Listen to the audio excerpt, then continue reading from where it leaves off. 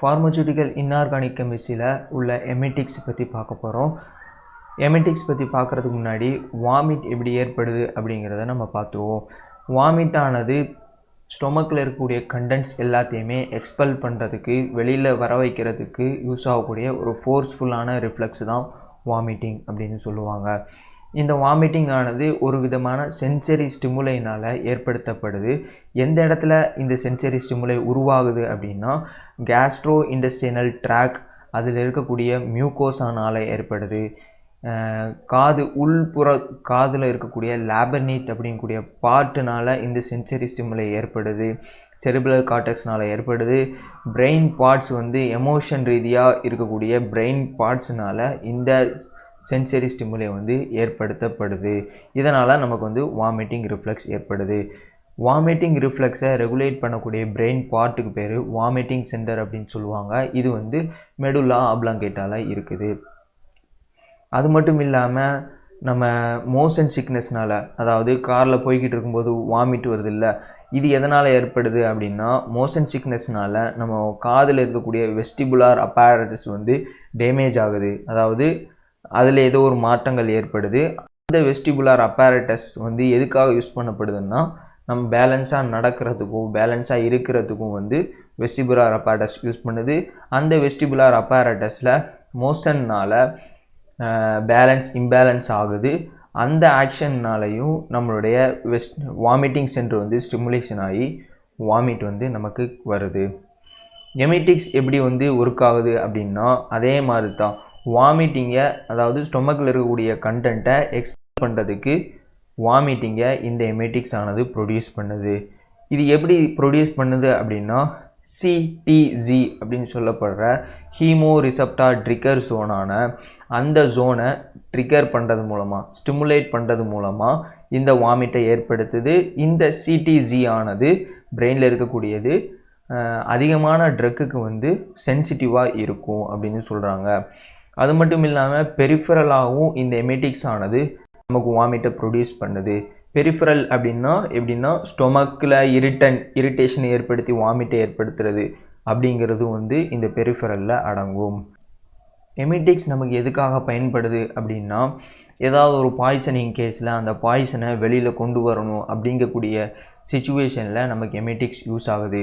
அது மட்டும் இல்லாமல் பாஸ்பரஸ் பாய்சனிங், ஃபங்கிசைட் அப்படிங்கக்கூடிய பாய்சனிங்கில் நமக்கு காப்பர் சல்ஃபேட் ஒரு ஆன்டிடோடாக யூஸ் ஆகுது. Classification of எமெட்டிக்ஸ்.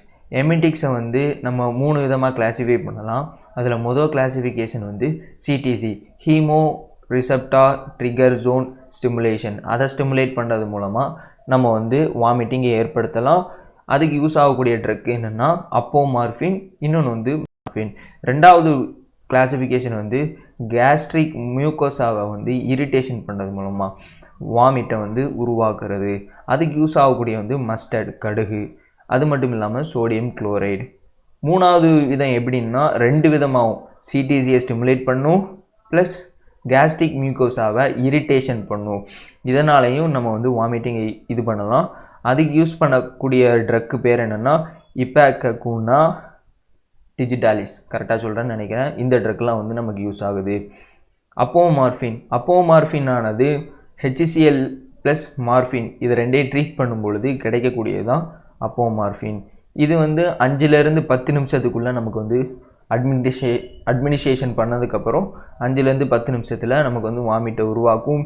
இது சப்க்யூட்டனியஸாகவும் இன்ட்ராமஸ்குலராகவும் கொடுப்பாங்க. 2லேருந்து 4 மில்லிகிராம் வரைக்கும் கொடுப்பாங்க. மஸ்டர்ட், கடுகு. இது ஒரு விதமான ஹவுஸ் ஹோல்ட் ரெமெடி அப்படின்னு சொல்லலாம்.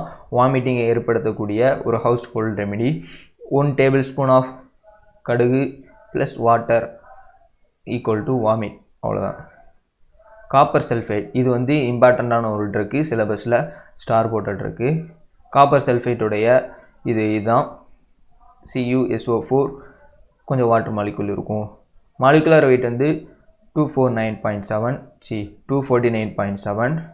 டீப்லி ப்ளூ கிறிஸ்டலாக இருக்கும். வாட்டரில் சாலிபிள் ஆகும், கிளிசராலில் சாலிபிள் ஆகும், பாயிலிங் வாட்டரில் இன்னும் நல்லா சாலிபிள் ஆகும், ஆல்கஹாலில் சாலிபிள் ஆகாது. ஹை டெம்பரேச்சரில் காப்பர் சல்ஃபேட் ஆனது குப்ரிக் ஆக்சைடாகவும் சல்ஃபர் ஆக்சைடாகவும் வாட்டரையும் வெளிப்படுத்தும், டீகாம்போசிஸ் ஆயிரும் அப்படின்னு சொல்கிறாங்க. எப்படி இதை நம்ம ப்ரிப்பேர் பண்ணுறோம் அப்படின்னா, it is obtained by metallic காப்பரையும் சல்ஃபியூரிக் ஆசிடையும் கான்சன்ட்ரேட்டட் சல்ஃபியூரிக் ஆசிடையும் ட்ரீட் பண்ணுறது மூலமாக காப்பர் சல்ஃபேட் கிடைக்கிது. இன்னொன்று குப்ரஸ் ஆக்சைடை வந்து சல்ஃபியூரிக் ஆசிட் கூட ரியாக்ட் பண்ணது மூலமாக நமக்கு வந்து காப்பர் சல்ஃபேட் கிடைக்கிது. Cu + sulphuric acid plus air molecules water oxygen is gives copper sulphate வந்து நமக்கு வந்து கிடைச்சிரும். எப்படி கிடைக்குதுன்னு பார்த்துருமா, காப்பரு இங்கே இருக்கக்கூடிய சல்ஃபேட்டு ரெண்டும் சேர்ந்து 2CuSO4 கிடைக்குது. மீதி வந்து H2O கிடைக்கும், வாட்டர் மாலிகுல் நமக்கு வந்து சைடில் கிடைக்கும். காப்பர் சல்ஃபேட்டோடைய அசே, காப்பர் சல்ஃபேட்டோடைய அசையோடைய பிரின்சிபல் என்னென்னா, அயோடினும் தயோசல்ஃபேட்டும் ஆக்சிடேஷன் அண்ட் ரிடக்ஷன் ரியாக்ஷனுக்கு இன்வால்வ் ஆகும். அதுதான் நம்முடைய அசே பிரின்சிபல். என்ன அப்படின்னா, நம்ம டைட்ரேஷன் பண்ணுவோம்ல, அந்த டைட்ரேஷனில் பியூரோட் சொல்யூஷனாக சோடியம் தயோசல்ஃபேட்டை நம்ம எடுத்திருப்போம். கீழே கோனிக்கல் ஃப்ளாஸ்கில் ரியாக்ஷனுக்கு இன்வால்வ் ஆகி நமக்கு ஒரு அயோடின் லிபரேட் ஆகும். அந்த அயோடினும் தயோசல்ஃபேட்டும் ரியாக்ட் ஆகி ஒரு pH லெவல் வந்து மாறும், சேஞ்ச் ஆகும். அப்படி சேஞ்ச் ஆகும் பொழுது நமக்கு இண்டிகேஷன் ஏற்படும். கிட்டத்தட்ட டைட்ரேஷன் மாதிரி தான். இதுதான் நம்ம அசையோட பிரின்சிபல். ஃபஸ்ட்டு என்ன நடக்கும் அப்படின்னா, கோனிக்கல் ஃப்ளாஸ்கில் சல்ஃபேட் காப்பர் சல்ஃபேட்டும் potassium iodide copper sulphate potassium iodide acetic acid இதெல்லாம் இருக்கும்ல, இதெல்லாம் ரியாக்ஷனுக்கு இன்வால்வ் ஆகி நமக்கு வந்து குப்ரிக் அயோடைடு வந்து ஃபார்ம் ஆகும். காப்பர் சல்ஃபேட் பொட்டாசியம் அயோடைடு வந்து குப்ரிக் சல்ஃபேட்டை ஃபார்ம் பண்ணும். இந்த குப்ரிக் சல்ஃபேட் ஆனது அன்ஸ்டேபிளாக இருக்கிற காரணத்தினால ஒரு அயோடின் மாலிகுலை நமக்கு வந்து ரிலீஸ் பண்ணும், லிபரேட் பண்ணும். அப்போ குப்ரிக் அயோடைடு வந்து குப்ரஸ் அயோடைடாக மாறிடும். நமக்கு வந்து ஒரு அயோடின் இருக்கும். இந்த அயோடினானது நம்ம சோடியம் தயோசல்ஃபேட்டை வந்து மேலே பியூரோட் சொல்யூஷனாக எடுத்திருப்போமா, அந்த சொல்யூஷனை கீழே விடும் பொழுது இந்த அயோடின் கூட ரியாக்ட் ஆகி pH சேஞ்ச் ஆகும். அப்போ pH சேஞ்ச் ஆச்சுன்னு சொன்னால் நம்ம வந்து இண்டிகேஷன் கிடச்சிரும். இண்டிகேஷன் கிடச்சிதுன்னா நம்ம அசையை முடிச்சிடலாம். அடுத்து சோடியம் பொட்டாசியம் டார்ட்ரேட். இந்த சோடியம் பொட்டாசியம் டார்ட்ரேட் ஆனது ரிச்சல் சால்ட் அப்படின்னு சொல்லப்படும். இது வந்து double salt of tartaric acid அப்படின்னு சொல்லுவாங்க. சோடியமும் இருக்குது, பொட்டாசியமும் இருக்குது, 2 சால்ட் இருக்குது. டார்டாரிக் ஆசிட்டோடைய 2 சால்ட் இருக்கக்கூடிய டார்டாரிக் ஆசிட் தான் வந்து சோடியம் பொட்டாசியம் டார்ட்ரேட் அப்படின்னு சொல்லுவாங்க. இது கலர்லெஸ்ஸாகவும் கிறிஸ்டலின் பவுடராகவும் இருக்கும். கூல் அண்ட் சலைன் டேஸ்ட்டாகவும் இருக்கும். இதனுடைய ப்ரிப்பரேஷன் என்னென்னா, சோடியம் பைகார்பனேட்டை சோடியம் கார்பனேட்டாக முதல்ல மாற்றணும் ஹீட் பண்ணுறது மூலமாக. இது வந்து சோடியம் பைகார்பனேட், H ஆட்டம் இருக்குதா, ஹைட்ரஜன் இருக்குதா, அடுத்து அது வந்து பைகார்பனேட் இல்லாமல் கார்பனேட்டாக மாறுது, H இல்லாத கார்பனேட்டாக நமக்கு வந்து கன்வெர்ட் ஆகுது. அடுத்து சோடியம் பைடார்டரேட்டை சோடியம் கார்பனேட் கூட ரியாக்ட் பண்ண வைக்கும் பொழுது நமக்கு வந்து சோடியம் பொட்டாசியம் டார்ட்ரேட் கிடைக்கும். இது பொட்டாசியம், இது ஹைட்ரஜன், அதனால் அது பை சொல்கிறோம், பைடார்ட்ரேட். டார்ட்ரேட்டுங்கிறது C4H4O6 அந்த மாலிகுல்.